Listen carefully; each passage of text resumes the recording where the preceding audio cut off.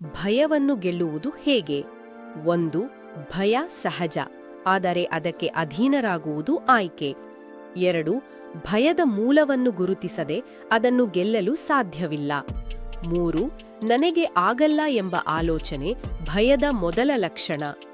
4. ಭಯದ ಹಿಂದೆ ವಿಫಲತೆಯ ಅನುಭವ ಅಥವಾ ಕಲ್ಪನೆ ಅಡಗಿರುತ್ತದೆ. 5. ತಪ್ಪು ಮಾಡುವುದೇ ಕಲಿಕೆಯ ಭಾಗ ಎಂದು ಒಪ್ಪಿಕೊಳ್ಳಿ. 6. ಸಂಪೂರ್ಣ ಸಿದ್ಧತೆ ಆತ್ಮವಿಶ್ವಾಸವನ್ನು ಹೆಚ್ಚಿಸುತ್ತದೆ. 7. ಚಿಕ್ಕ ಹೆಜ್ಜೆಗಳಿಂದ ಆರಂಭಿಸುವುದು ಭಯವನ್ನು ಕಡಿಮೆ ಮಾಡುತ್ತದೆ. 8. ಹೋಲಿಕೆ ಭಯವನ್ನು ಹೆಚ್ಚಿಸುತ್ತದೆ, ಸ್ವಪಥದಲ್ಲಿ ನಡೆಯಿರಿ. 9. ಜನ ಏನು ಹೇಳುತ್ತಾರೆ ಎಂಬ ಭಯ ಪ್ರಗತಿಯನ್ನು ತಡೆಯುತ್ತದೆ. 10.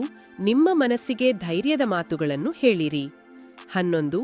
ಭಯ ಬಂದಾಗ ಓಡಬೇಡಿ, ಅದನ್ನು ಎದುರಿಸಿ. 12.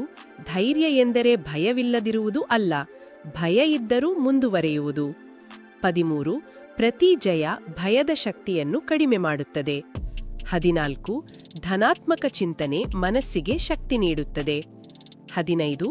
ನಿಮ್ಮ ಸಾಮರ್ಥ್ಯದ ಮೇಲೆ ನಂಬಿಕೆಯಿಡಿ. 16. ಸೋಲು ಶಾಶ್ವತವಲ್ಲ ಎಂದು ನೆನಪಿಟ್ಟುಕೊಳ್ಳಿ.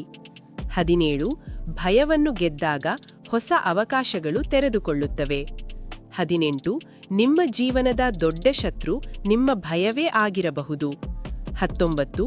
ಇಂದು ಭಯವನ್ನು ಗೆದ್ದರೆ ನಾಳೆ ಜೀವನವನ್ನು ಗೆಲ್ಲಬಹುದು. ಧೈರ್ಯ ನಿಮ್ಮೊಳಗೇ ಇದೆ, ಅದನ್ನು ಜಾಗೃತಗೊಳಿಸಿ.